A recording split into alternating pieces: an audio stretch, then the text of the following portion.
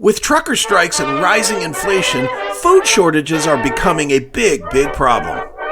Don't let yourself get caught unprepared. Buy a food survival kit today from My Patriot Supply and save. Over 2,000 calories a day to keep you healthy and strong, with a 25-year shelf life to ensure it's ready for you when the shit hits the fan. Go to www.bit.ly/CMSPNfood, order your supplies today, and invest in yourself and your family now before it's too late. www.bit.ly/CMSPNfood, My Patriot Supply.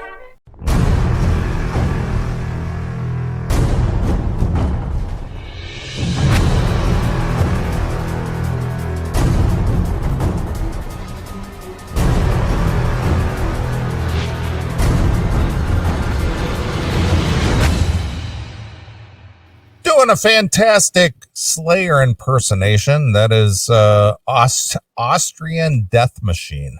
Nice. Are you familiar with them at all? I am, actually. I remember when they came out. I don't know much about them, but I do. They've been around for, 10, 15 years? Yeah, they've been around a while. That goes out to Anthony Corallo. He says he wanted to hear, I would like to request, if it bleeds, we can kill it. We can kill it. The album is called Total Brutal by Austrian Death Machine. Nice. A band formed by the singer of As I Lay Dying as a tribute to the Governator Arnold Schwarzenegger. Well, there you go. So yeah, it sounded like a mix of Slayer and Sepultura, and it just like had all the elements of like two or three bands all mixed into one. You know what I mean? Yeah, I like it. Do you know the fun fact about that singer, Tim Lambesis? What is it? He's the guy that went to jail for trying to hire a hitman. He's like a Canadian, right? Is he Canadian or something? I don't think he's Canadian. Maybe he is. I don't know. I just know he tried to. He was have his wife offed or something. Have his wife offed, yeah. And he was like spiritual guy. Mm-hmm. As I Lay Dying was like this really heavy sort of religious-y type of a band. And this dude went off the deep end and fucking tried to have his chick fucking put down. Yeah. Not saying I endorse it, but I get it. The old Kid Rock. Not that I would say it's okay to do that, but I understand. I understand. That's when Kid Rock used to be funny. Or Chris Rock. Kid Rock, Kiss Rock. Kiss Rock. Jesus. Yeah, Kiss Rock. How many drinks you had over there, buddy? One. I've only had one. Chris Rock, Kid Rock, Kiss Rock. Whatever. Right.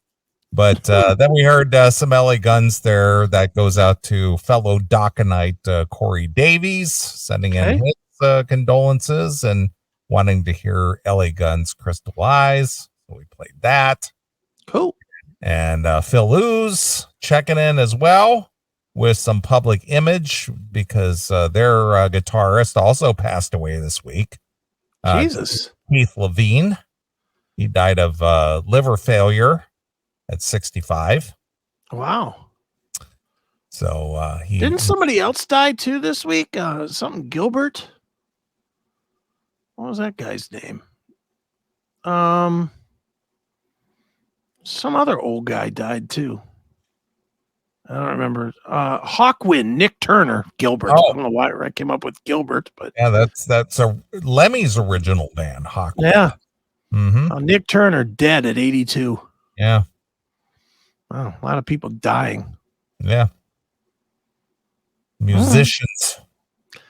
Yeah, well, you get to 82 with all the drugs and partying that I'd imagine they did in Hawkwind. That's pretty good. Well, you have to go. I'm surprised you made it to 82. That's what I mean. Yeah. He got to 82. He probably got about 30 years more than any of us expected. Sure. But, so, again, I appreciate all the well wishes and the condolences I received this evening with all the song requests. Sure. So much appreciated. I hope I mentioned everybody who's who's thrown in a request here and there and all that good stuff. Yeah. Oh, another one. Gallagher. Oh, yeah. Yeah, Mr. Sledge-o-matic. Watermelon smash. Yeah, Sledge-o-matic. Yeah, Gallagher dead. Yeah, I guess he was in poor health for the last few years, too. I should have eaten some of those watermelons instead of just smashing them. Yeah, I guess he had like numerous heart attacks and he died of organ failure or something. I guess he was in hospice for a while. Well, it's sad, man. Our youth is quickly dying. Mm-hmm.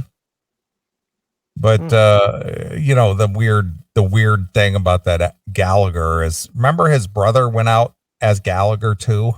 Yeah, Gallagher too. He allowed his brother to go out there and the weird thing is that his brother looked exactly like him. Mm-hmm. And perform. I mean, I saw Gallagher too, like on TV special. I never saw him in person, and I mean, again, if you weren't aware that was his brother, you would have thought you were looking at the same dude. Yeah. Because he did the same shtick and told a lot of the same jokes and everything. And it's just like, well, I guess you're not as unique as you thought because your brother is kind of like doing the exact same thing you did. Right. And getting away with it. Yeah. Yeah. And then he had to sue his own brother to say, hey, cut it out. You're stealing my shtick. His brother, Ron. I'm just looking it up right now. Ron Gallagher. Yeah. And I'm just looking it up right now. And it's like, but he always went by his last name, so nobody knew. I never knew until this very minute that do you know Gallagher's first name? Yeah, it's I saw it earlier this week. It's like Al or something shit. Leo Gallagher. Leo and Ron. I would have never known. And I think they actually performed together at one point. It was like looking in a mirror or something. They performed together at one point, or appeared together rather. And it was weird because they were dressed the same and did the same shtick. And it was like, holy shit, it's like clones. Yeah. Yeah. Oh, of course, I'm reading up on him right now. Leo granted his permission on the condition that Ron, who shared a strong likeness to Leo, and his manager clarified in promotional materials that it was Ron Gallagher, not Leo Gallagher, who was performing. Ron typically performed in venues smaller than those in which Leo Gallagher performed. After several years, Ron began promoting his act as Gallagher 2 or Gallagher 2, TOO or TWO. Right. In some instances, Ron's act was promoted in a way that left unclear the fact that he was not the original Gallagher. Yeah, and I think the stipulation that he could go out riding on his brother's coattails is he didn't do the Sledge-o-matic bit. Right. But his brother started doing the Sledge-o-matic bit. That's what it says. Yeah, that's what it says here. How fucked up is that? That is hilarious. What a career that you're suing each other about what you used to smash a fucking watermelon. I mean, really? See, this goes back to, and I was watching a documentary on this, but the star maker that Johnny Carson used to be. Oh yeah. Johnny Carson, if you got the nod from Johnny Carson as far as being a performer, whether you were an actor, comedian, musician, whatever, your star just automatically rose. Yeah. If Johnny Carson gave you the nod, he was like the kingmaker, Well, I mean, think of them all the ones that, like, Jerry Seinfeld, Robin Williams, or even his predecessor, Jay Leno. What was the lady? Joan Rivers. Yeah. I mean, anybody that came on his show more than once, anybody that Johnny liked and brought on more than once, that was it. You became famous for the very most part. Yeah. He definitely was an impactful guy. There's nothing like that now. Well, again, you had 3 channels to watch. Yeah. You had ABC, NBC, and CBS. That was it. The crazy part is, though, as huge as Johnny was, he didn't make probably 1/5 the amount of money as a fucking hack like Jimmy Kimmel makes. That just sucks. Yeah, I agree. But the thing is that being one of the earlier influences, those are the people who are the most impactful, But the thing is Johnny Carson wasn't the original host of the Tonight Show. No, they had another guy before him. Well, there was the Jack Parr show. Jack Parr, yeah. And then after him was Steve Allen. Oh, that's right. Yeah, Steve Allen show. Yeah. Yeah. And then Johnny Carson. Yeah. Dude, you want to get sick to your stomach? Okay. So I don't know if you've heard this or not, but there's a lot of talks about canceling the Tonight Show. Have you heard that? I haven't, but the thing is that people are tired of the woke shit. Yeah, well, Fallon is the Tonight Show, and he's not as woke. He's not. They're all woke. Yeah. I mean, he's not Colbert woke. I'll put it that way. He still just tries to be a funny goober. Yeah, he's not Colbert and he's not Kimmel woke, but they're all hateful. Yeah, they're all dicks. Yeah. So they're talking about canceling the Tonight Show and giving the time slot back to local television. They're talking about giving that 11 to 1 back to local television, right? How much money, given that they're not even sold on the fact that this show is worth keeping, what do you think Jimmy Fallon's salary is for a year? Now I'll give you a hint. He is the lowest of the big three. Okay. Well, I know what people like, and this is a different medium or outlet, like a Howard Stern or whatever. Mm-hmm. And I know what like a Rush Limbaugh used to make. His yearly was like 30 mil. Right. I'm going to guess, network TV, late night, Tonight Show, legendary NBC. Show. 50 million. No, way high. Way high? Yeah. 25. Still a little high, but still a lot. Really? Yeah. 20.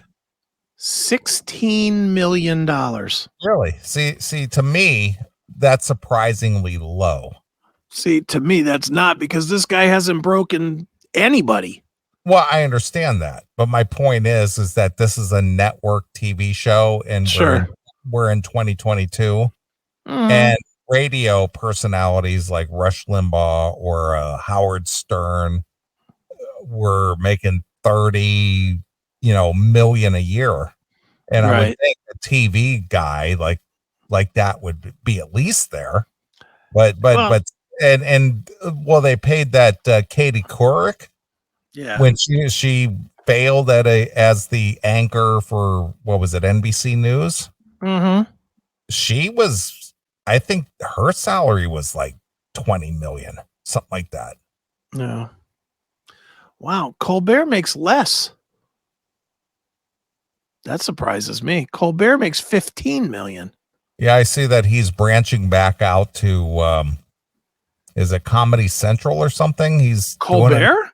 He's doing a new show on Comedy Central now, to where supposedly it's a show that analyzes the news, but it's supposedly, and I don't believe it for a minute, that it's neutral. Are you sure you're not talking about Jon Stewart? No, Colbert. All right, no, I'm not aware of that. Yeah, it hasn't launched yet, but it's a new show that he's going to be hosting. I'll be sure not to watch a minute of that. All right, and Kimmel makes 24 million. I'm going to look up this Stephen Colbert new show. Oh, let's see. Tuning out the news. All right, yeah, look at that. Yep.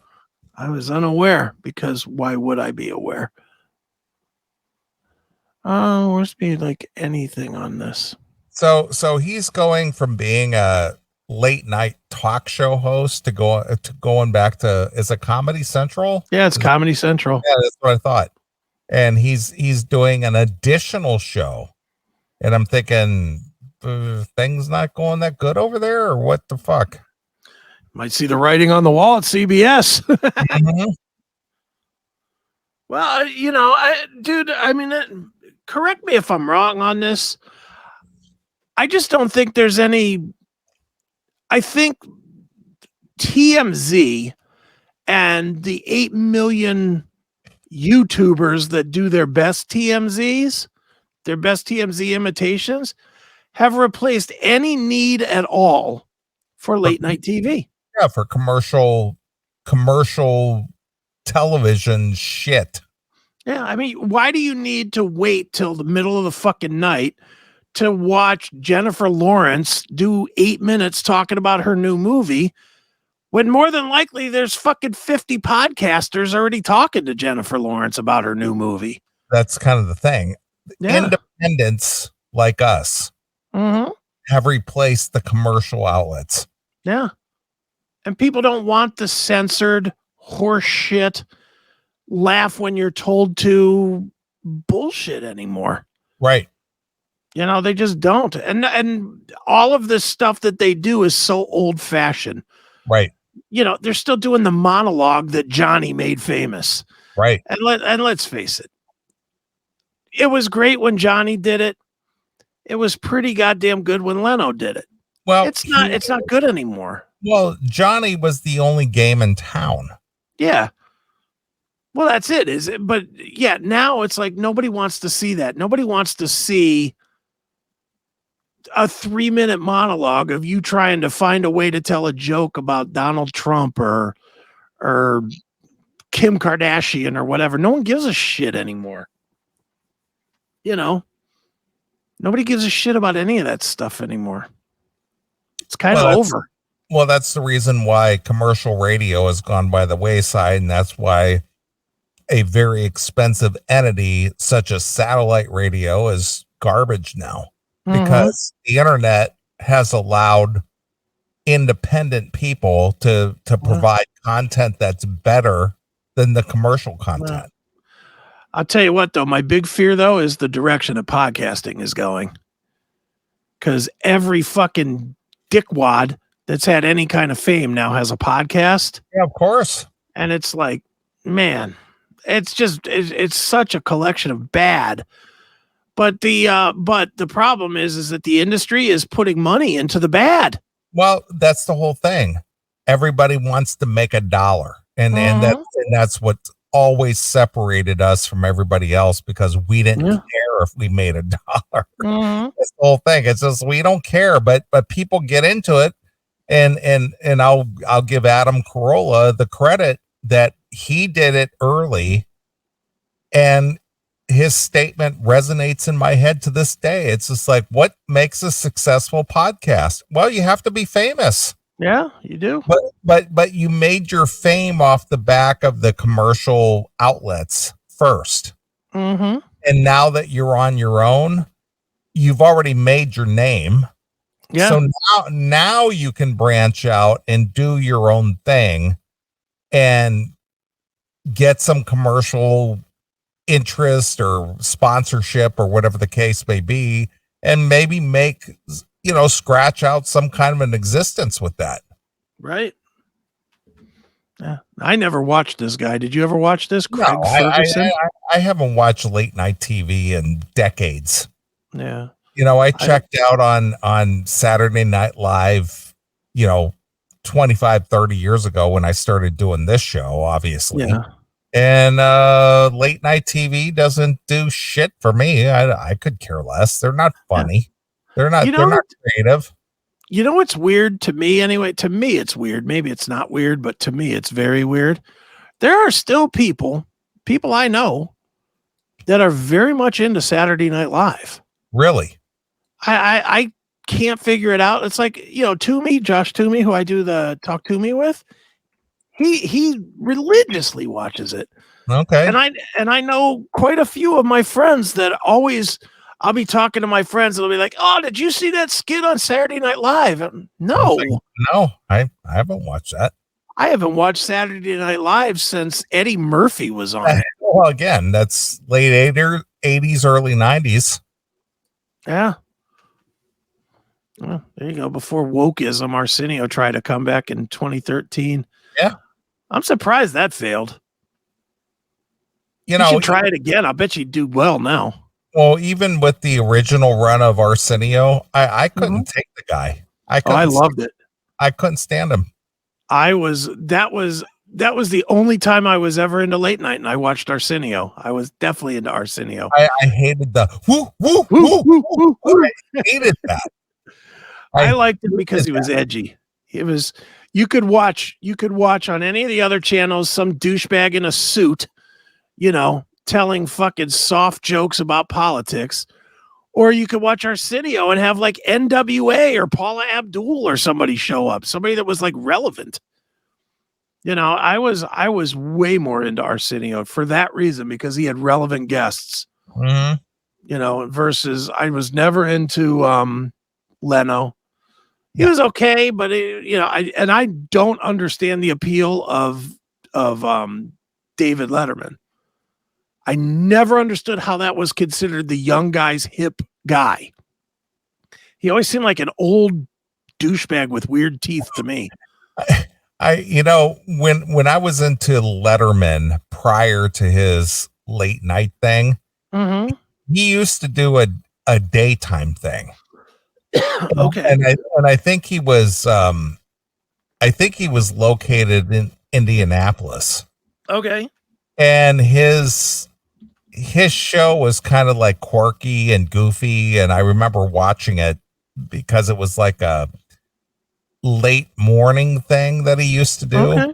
And this was before he got national fame and stuff, but he did a show and it was kind of funny, and then he got discovered as, a late night show host. Sure. And he was supposedly the heir to the throne of Johnny Carson, which obviously that didn't happen. And that was a whole big, it was a big mess. Yeah. Mm-hmm. But early on, he was, as far as television is concerned, or network TV was concerned, it was kind of funny. Right. But the thing is that when cable television became a thing and there were 150 channels and just all this programming out there, it just kind of got lost in the mix, kind of like what podcasting is today. There's a million podcasts out there now. Everybody does a podcast. And the thing is you and I have talked about how we loved XM radio when it first came out. It sure did. Because it was a kind of the Wild West of radio, but then it became all streamlined and commercialized. And when they merged with Sirius, it just sucked. Yeah. No, it did. It definitely did. And dude, even with podcasting now, why do you think I go out of my way to learn all this shit and learn all this video and streamlining it constantly and constantly improving it? I know some of the fans are like, just fucking settle on it and I no, because the minute we stop trying to grow is the minute that we get sucked up by everything else. Yeah, it just becomes obscure. Yeah, it just because I want to stay ahead of the mark, and I think. Right now, you got a lot of money being thrown at podcasts, but I think it's being thrown. I personally think it's being thrown the wrong way in a lot of these cases. You see some of these people getting big contracts for podcasts, and they've never proven anything. Yeah, like fucking what's his name? The Prince guy, Prince William, or Andrew or whatever. I don't know. I know shit about the royal family. Okay. The one that married the chick that Jim Norton fucked. The one that married Kate Middleton. Okay. Whatever his name is. He had a podcast. Did he? Yeah, and they spent just an ass load of money to sign it. I think it was Spotify. Okay. Spent some fucking ridiculous amount of money to sign it, and they did like 10 episodes or something, and then they canceled it because no one was listening. Well, why is a Prince doing a podcast? Well, because he's stepped away from the kingdom, or I you get call it, that. but do you think that he was totally outcast and he doesn't have the financial support?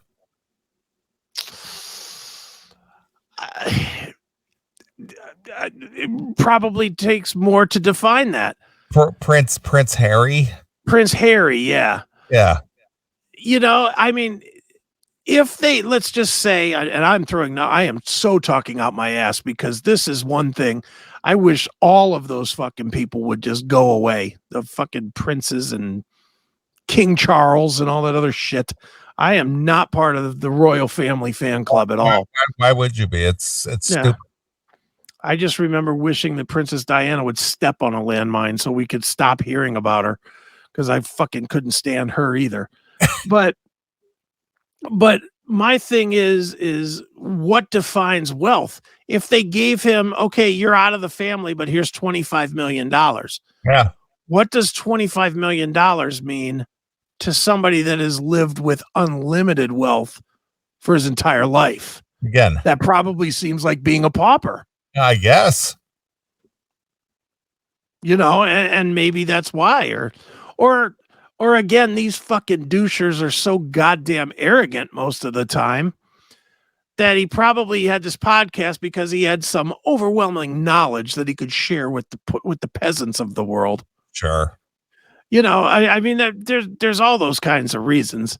It's not like the world was sitting around going, you know what I need to listen to? I need to listen to the Prince Harry podcast. No, nobody's saying that. Stupid. I know it's ridiculous. And again, this is all news to me. I had no idea that the prince, one of Princess Diana's children, had a podcast. Yeah, he had a podcast. All right, I didn't know. Let me see, Prince Harry podcast. Let me look it up real quick. So he was married to the Meghan Markle. Meghan Markle, yeah. Who did I say? Kate Middleton. See, I know nothing about these fucking dummies. Yeah, okay. There was it's called this can't be the name of it, can it? Archwell Audio. Maybe that's why it didn't work. But I looked it up, and Prince Harry, the Duke of Sussex, and Meghan, the Duchess of Sussex, present Archwell Audio only on Spotify. Follow for updates. Number of episodes? 2. One for 2 minutes and 6 seconds, and one for 33 minutes. Wow. Sure wish So he married a mulatto chick, and that's it. Guess so. You want to hear some of this? Yeah. I wasn't even aware it even existed. Yeah, I had no idea. But you said a lot of commercial sponsors threw money behind that? Spotify bought it. It's exclusive to Spotify, so they bought it for fucking a huge amount of money. Well, before you play this. Yes. Obviously the big landmark get as far as Spotify podcasts are concerned. Yeah. Do you think that the Joe Rogan podcast is worth $20 million a year? No. Well, I don't personally, but how many subscribers would that have to be? Well, just think about this. Getting back to our original discussion about the late night talk show hosts. Mm-hmm. Whether it's Colbert or Kimmel or who's the other guy you were talking about who was going to get Fallon. Rogan is making more money doing a podcast than a commercially sponsored network TV show. Right. Oh yeah. He has more listeners. But that's kind of where I'm going with this, is that the whole dynamic has shifted away from some kind of commercial outlet, whether it's ABC, NBC, CBS, Fox, whatever, and people are more interested in something that they could download to their phone or whatever off of Spotify or YouTube or whatever outlet you choose. And they make a shit ton more money. Oh yeah. And it's low, but I mean, it doesn't cost Spotify a whole lot to make it, and it doesn't. Well, look, dude, you and I are doing this. We've been doing this for a quarter of a century. Yeah, and we do it every week for nothing. For nothing. For maybe $1,000 worth of gear. And I mean, I know Spotify, I'm sure the way they look at it is they figure it's what, $10. Is Spotify $10 a month, roughly? Yeah, it's $9.99 or whatever. So let's say $100 a year a person, which I know is wrong. Don't start with the fucking pictures of the monkeys and the calculators. I know my math is bad. But figure $100 a year, and then to break even, they got to make 20 million. So what is that? It's 120 a year. So about 1.7 million subscribers. Yeah. That they have to have only. I mean, that's not a lot. No, it's not, to just cover expenses. Yeah, to cover his expenses, 1.7 million subs that he's got to generate. And since you can't see it anymore on YouTube or on Google Podcasts or anywhere, if you're a Rogan fan, you're going to subscribe or at least use Spotify. And most people will probably subscribe because since it's a podcast, they want it on their phones. I'm assuming. I don't know if you can watch it on your phone I don't know. No, that's not true either, because I know you can without being a subscriber. I don't know. I somehow, some way they're not doing it at a loss. Let's put it that way. Spotify did not go into this knowingly saying, well, we'll lose money, but it'll be cool for our brand. Yeah. Well, we'll take the risk. Yeah. And sign a contract for $100 million for 5 years. They knew pretty much they were going to make their money back, which the only way they make money is subscriptions or advertising for the people that don't subscribe. The people that don't. But the whole thing is that Joe Rogan built an audience via YouTube, and his audience was, X thousands of people or even 1 million subscribers. Yeah, sure. It's like, yeah, this is kind of a guaranteed win for us. Yeah. And they did the same here with the Duke of Sussex. Yeah. Archwell Audio. Yeah, I don't know what kind of dumb name that is, but Prince Harry, the Duke of Sussex, and Meghan, the Duchess of Sussex, present Archwell Audio. What is Archwell? I have no idea. Who knows? Archwell Audio. Okay. And dude, even more, I was just looking to see if I could find it, and I didn't find a number on how much Spotify paid him for this. But this dope is releasing a book in January. Guess how much the publisher paid him for his book? He's got to be, what is he, 30 years old? Yeah, $5 million. $5 million would be way low. Really? For a $20 million for a book? For a memoir, yeah. Do people buy books these days? Thankfully, yes. Really? Oh yeah. Okay. He'll sell 1 million copies of it. Okay. $20 a book, I guess. So the first podcast is what, 2 minutes and 6 seconds long? It's probably a commercial for what was coming, and then it just didn't turn out. Then we have 33 minutes of greatness. Well, let's hear what the 2 minute sounds like, and then we'll determine if we want to hear any of this other one. Let's check it out. All right. Oh, you son of a bitch.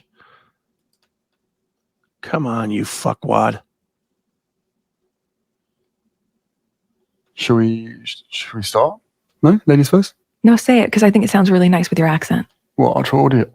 Yeah. Archwell Audio. I mean. Really? Can you hear that? I do. All right, good. I think it Shall we? Great. I think it sounds really great with your accent. Yeah. Fantastic. Oh, boy. All right. Yeah, let's do it. Hi, guys. I'm Harry. And I'm Meghan. One of the things my husband and I have always talked about is our passion for meeting people and hearing their stories. And no matter what the story, they usually offer you an understanding of where someone else is coming from. And at the same time, remind you in some way of a story about yourself. And that's what this project is all about, to bring forward different perspectives and voices that perhaps you haven't heard before. Is that Tim James? It might be Tim James. It's King James. King Tim James. Yeah. He's the Duke of Stutter. Holy shit. Oh, wow. I think I'm going to hold on to the 33-minute version of this for next week. Oh, man. Without ever hearing a minute of it, I'm assuming it's going to be this quality. Want to hear the rest of this spot? Hi, everybody. We're a fun couple. We're just like you. We're the same as you. Yeah, we're just like you. We're gonna give you a voice because we have a voice. Right. Get the fuck out of here, you fucking self-righteous cunt and cuntess. Jesus. All right, here we go. And find our common ground. Yes. Because when that happens, there's no common ground between us and you. Yeah, you were royal. When you were born, there was millions of people fucking throwing a parade in a street, you dick. When I was born, my mom was begging for fucking diapers. There's a difference, you cocksucker.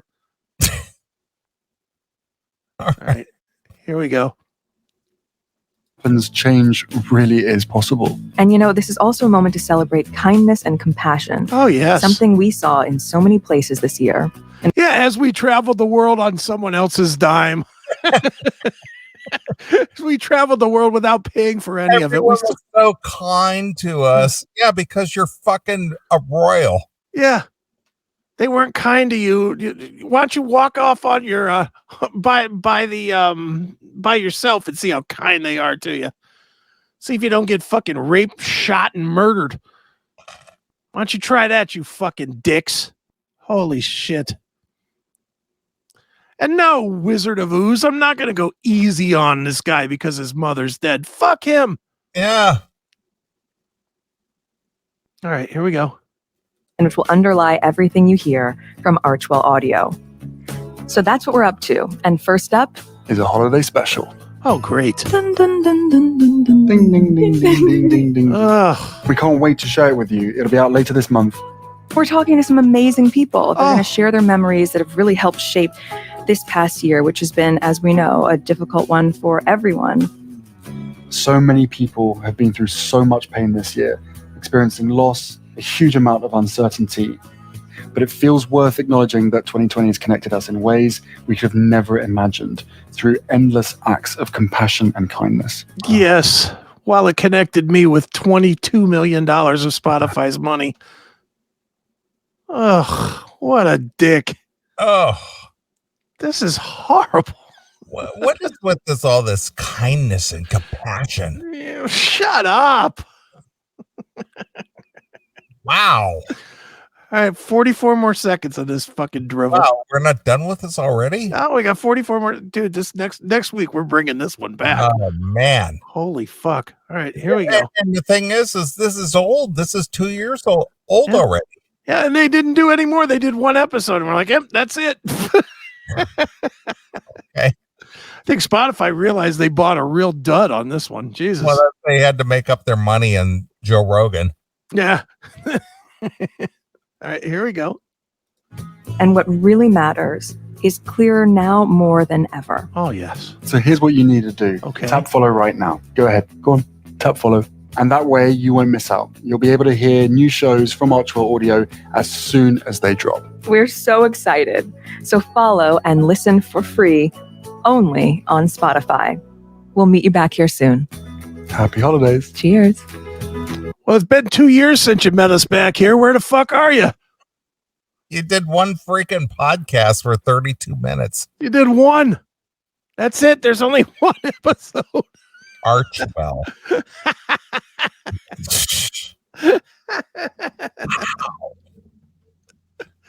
Well, thanks, Harry and Meghan. Yeah. I look forward to doing this next week. Write that one down, dude. Archwell Audio next week.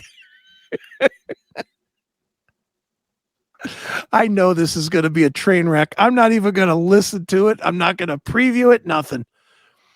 I'm going to go into that one fucking freezing cold because I know it's going to be a home fucking run. Okay. And you know what, Jackal? Fuck you with the fucking chimpanzee with the calculator. Cocksucker. All right. Well, Archwell apparently is Meghan's thing. Is that her dad's company or something? Well, Archwell Shared Purpose Global Action. So this is all about the Archwell is a Beverly Hills-based public organization registered in Delaware and founded in 2020 by Prince Harry, Duke of Sussex, and Meghan, Duchess of Sussex. So this was their audio division. Yeah. That lasted all of 33 minutes and 21 seconds. Yeah, pretty much. Wow. This is a 501c3 organization. Good for them. Good for them. It's a compound of the ancient Greek word arch and the English word well. Fantastic. And their headquarters is Suite 500, 9665 Wilshire Boulevard in Beverly Hills. Well, you know, it's a cheap place to get rent. Sure. It's cheap rent there on Wilshire. Right. All right. So this is something that Prince Harry got roped into to satisfy his mulatto wife. Yeah. Just tap the follow button on the top and we'll be back. Right. We'll be back with many, many guests and many, many episodes. In September of 2022, or 2020 rather, Harry and Meghan signed a commercial deal with Netflix to develop scripted and unscripted series, film documentaries, and children's programming for the streaming service. The program aims to utilize the power of storytelling to embrace our shared humanity and duty to truth through the compassion lens. Oh, good. Oh, boy. In March of 2021, it was reported that Ben Browning, president of Film Nation Entertainment, had been hired to lead the project. He was followed by Chanel Pisnick. Chanel Pisnick. Yeah. A former Disney executive hired to oversee the nonfiction series and documentary film production, as well as Bennett Levine, who joined the team as a coordinator.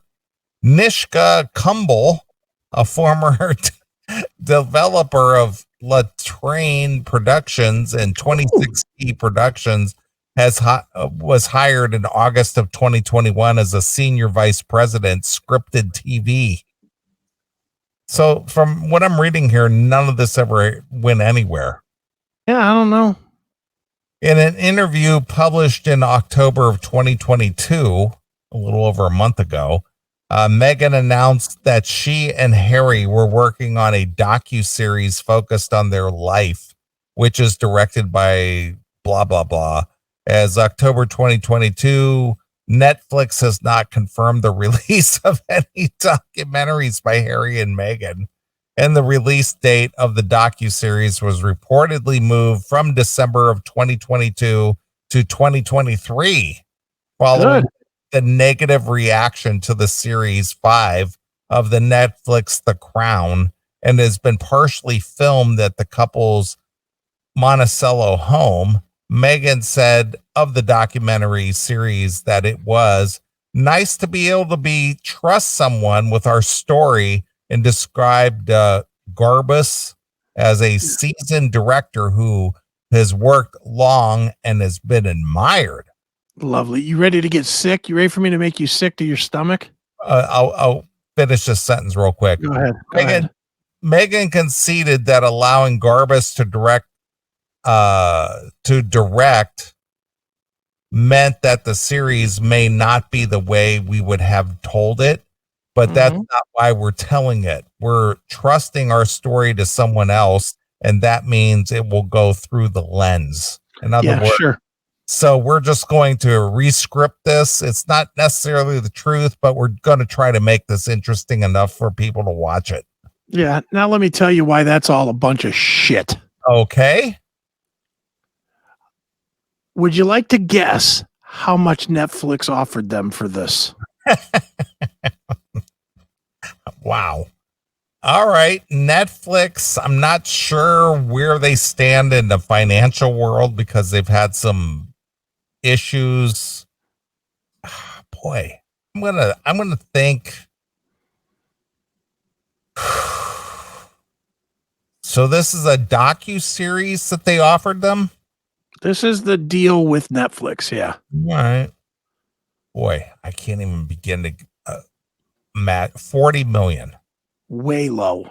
Really? 80 million. Still low. Really? 120 million. 100 million. Really?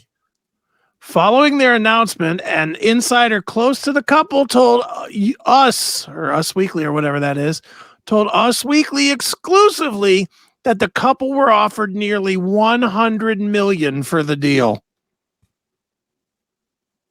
Well, what are they going to talk about? I mean, are they going to peel the curtain back and say that Prince Charles is like a pervert or something? Or, I mean, seriously, what are they going to reveal? Nothing. This is the fame of being a royal. Oh boy. Because the family, it says, here's what the prince said. My family literally cut me off financially, and I had to afford security to us, the prince said. I was cut off in the first quarter of 2020, but I've got what my mom left me, and without that, I would not have been able to do this. Oh, boy. And what did his mom leave him? It doesn't say. Of course not. But, you know, thank God that they were able to afford security. $100 million deal. Holy shit. Boy, wow. I hope Netflix doesn't go out of business because they offered Prince Harry and his chick $100 million for basically a shit story. Who cares? I hope they get more than 33 minutes out of them like Spotify did. Spotify only got 33 minutes out of these two yahoos. 2 years ago. 2 years. That's why I'm saying they're not getting any more. It's been 2 fucking years. In 2 years, these two knotheads couldn't sit down in front of a laptop and bark out, hey, we've been traveling around. We're in fucking Monaco today. It's nice here. You know, they couldn't do nothing. 2 years. Well, that's because they were out doing the Lord's work. That's true. You know, they're spreading the love. Mm-hmm. Wow. So there you go. A lot of money in being a prince. I wasn't aware that any of this was going on. Oh, yeah. I'm aware. My mom's big into the royal family. So really? Oh, she's fine. Dude, I think it might be that age. I think everybody that age is definitely into the royals. Why? I don't know. I have no idea. The only royal I'm into is Prince Andrew because he fucked that underage girl on Epstein Island. That's the only news story I've paid attention. Well, he says it never happened, even though there's pictures of him with her. That didn't happen. That was a body double. He's like, I don't know how they took this picture because I was never upstairs, but there's a picture of him with her upstairs. Right. It's like, well, that's how it happened, dude. Try again. Well, yeah. I don't know. And then he said, that was the dude. I don't know if I'm like obsessed with the fucking Epstein trial. Yeah. I mean, it's one of the secrets that was never supposed to be revealed, but it did. It's fascinating. But the Prince Andrew thing, his defense, first he said he never met the girl. This is so fucking ridiculous. He's so stupid. Royalty or not, he's a dummy. So he says, I never met this girl. I don't care that there's photos of me and her. It's got to be fake. It can't be real. I never met this girl. So then whoever the interviewer is says, well, she said that basically while you were fucking her, you were sweating out of control. And he goes, well, that can't be true because I have a condition where I don't sweat. And it's like, well, dude, you just admitted that you fucked her, but you didn't sweat all over her. But you, by saying that you have this condition where you don't sweat, you basically said, well, I did fuck her, but what she's saying about the sweating is fake. Right. It's like, wouldn't the answer be, I don't know what she's talking about. I didn't fuck her. Right. Not, oh no, I couldn't have sweated on her. I don't sweat. Right. What a fucking idiot. Just dumb. Yeah. And where was the royalty lawyers to say, don't answer that? Where were they at? Well, allegedly, Bill Clinton never was there either. Yeah, nobody was there. Or what's his name? Alan Dershowitz. Yeah, he was never there. No, none of these guys were ever there. But, oh well, there you go. Well, next week we will bring the royals to you, something we've never done on the CMS. Right. We will bring you Meghan Markle and Prince Harry. Wow. I had no idea. Well, we're going to learn a lot more about them next week, I think. Sure. Nice. All right, let's get the fuck out of here. All right. Well, I appreciate everybody who's tuned in tonight. Appreciate all the condolences and well wishes over the passing of my brother. Again, thank you very much for your concerns and your kind words and all that kind of stuff. But you know what? We're gonna forge on. So we'll be back next Saturday, and we'll do this thing all over again. So I will let you pick a tune to take us out of the evening. How about if we go with the song "Heartbreak Station" from Cinderella? Oh yeah, it's a good one. It's a very, very laid back release from Cinderella. Yeah, it was a different departure for them. Kind of more acoustic throughout the record. To me, it's their best record. Really? I know most people don't agree with that at all. Most people think it's their worst, but to me, it's their best. I like all of Cinderella's release. I do mean, too. I even like Still Climbing, which came in on the tail end of that whole era. Sure. But yeah, Cinderella, one of my favorite bands ever. Yeah, I love them. So all right. Well, from Heartbreak Station, we'll play some of the what was the song? Isn't it their song just called Heartbreak Station? Right? Oh, okay, yeah. Yeah. All right. Well, we'll play that. All right. Well, we're gonna get out of here. We'll do this thing all over again next Saturday. So until next Saturday night, this is Neeley along with my very good friend Chris Hagan. And we're gone. Bye, kids. See you. Thanks for checking out this episode of The Classic Metal Show. Get all of our episodes uncensored at www.theclassicmetalshow.com. Join us weekly from 9 p.m. till 3 a.m. Eastern at www.cmsradio.net. Participate in the live chat room at www.chatandkill.com. Once again, thank you for checking out The Classic Metal Show with Neeley and Chris. Hail and kill, fuck you, pal, and hand job.